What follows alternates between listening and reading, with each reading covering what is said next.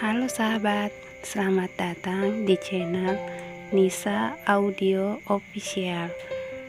Jangan lupa setelah menonton, klik like, komen, dan subscribe ya.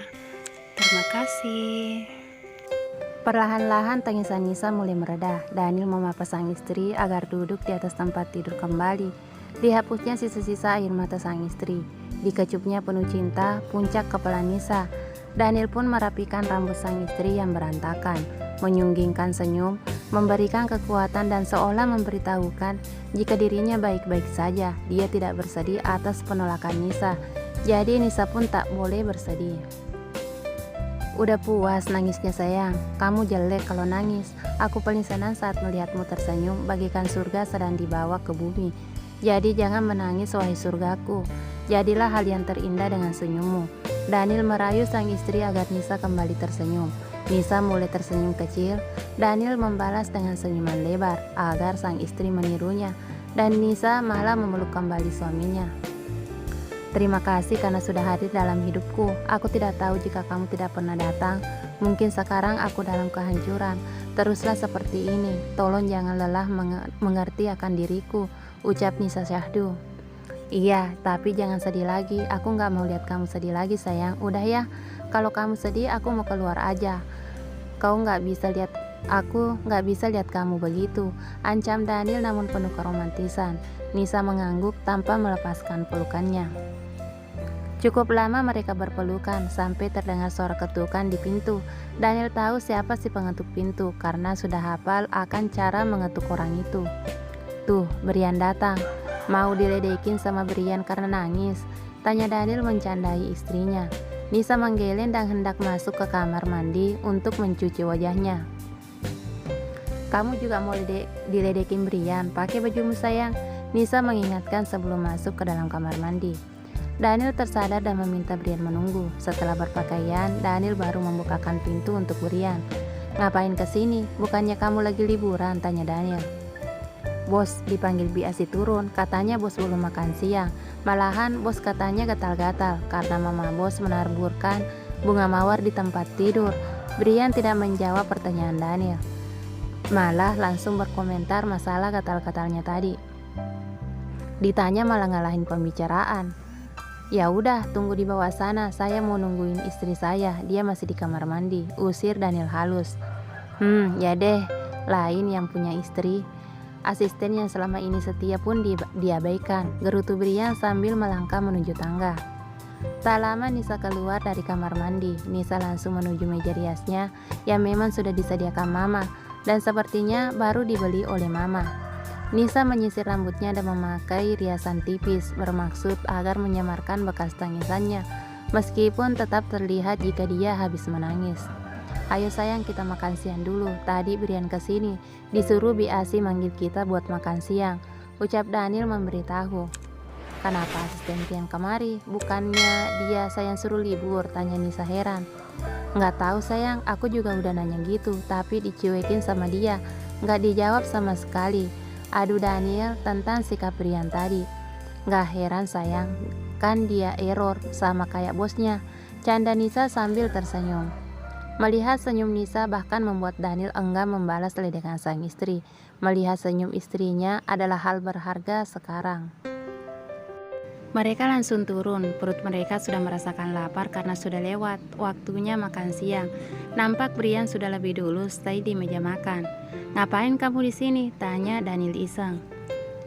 Ya mau makan lah bos, emang mau ngapain lagi? Sahut Brian sekenanya. Siapa yang ngajak kamu makan di sini? Dari pagi nggak ada batang hidungnya. Muncul-muncul mau numpang makan siang. Enak banget sih hidupmu, ucap Daniel. Ada kok bos, batang hidung saya nggak kemana-mana. Kalau nggak dari mana saya napas gimana sih bos? Jawab Brian.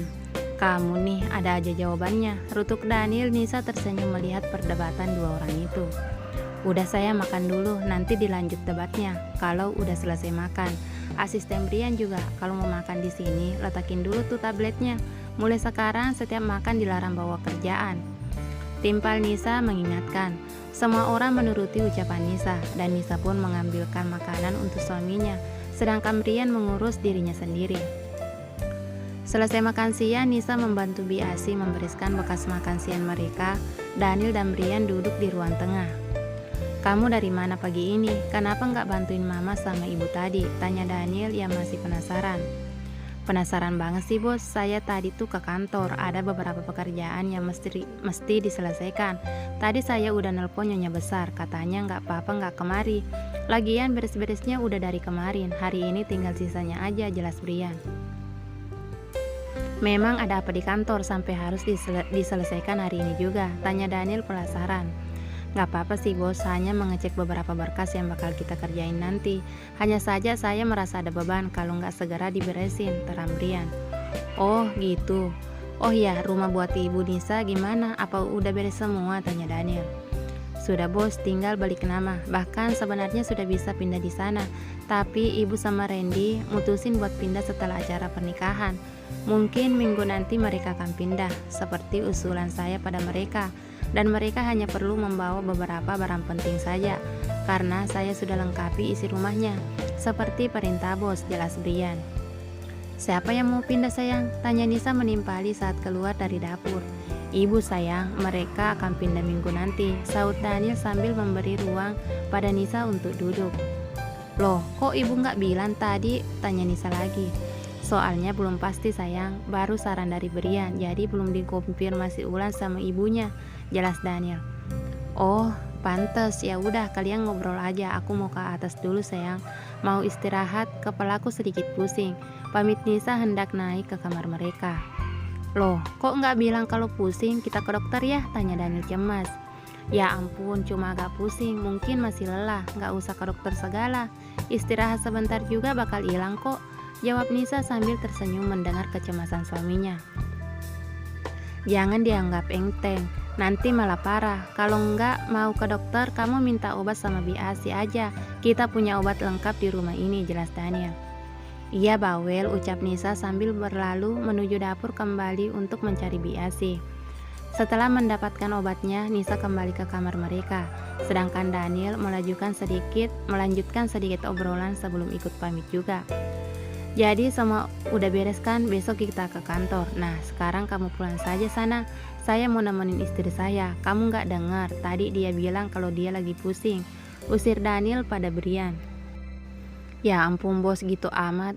Biasanya juga nggak ngusir. Mentang-mentang sekarang udah punya istri, jadi suka ngusir saya," gerutu Brian. "Bukan gitu, nanti kamu malah jadi iri. Saya tuh kasihan aja, takut jiwa jomblomu meronta-ronta," ucap Daniel sedikit menyindir. "Saya nggak akan iri bos. Ya udah saya masuk kamar aja, jadi nggak akan ganggu siapa-siapa," jawab Brian langsung masuk ke kamarnya. Tak dihiraukannya omelan Daniel yang terus saja menyuruhnya pulang.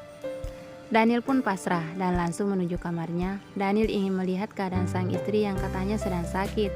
Saat masuk kamar, Nisa ternyata sungguh sedang tidur. Daniel duduk di sampingnya membelai rambut sang istri dan mencium puncak kepalanya berulang kali. Rasa iba menyelinap di hatinya saat mengingat reaksi Nisa tadi. Namun Daniel bangga karena sang istri bisa langsung merubah sikapnya saat bersama orang lain. Saat makan siang tadi, Nisa bahkan tersenyum dan tertawa, seolah tak ada kejadian apapun yang menimpa mereka sebelumnya. Daniel pun ikut berbaring dan terus saja membelai rambut Nisa, sampai akhirnya tubuh sang istri bereaksi, mungkin karena merasa terusik. Dipegangnya tangan Daniel dan diletakkannya di dadanya seolah tidak ingin Daniel menjauh saat dia tidur. Daniel tersenyum melihat sang istri kini menggenggam tangannya. Tak lama Daniel pun ikut terlelap sampai lupa jika tadi ia ingin sholat zuhur. Saat terbangun, Daniel baru sadar jika dia belum sholat.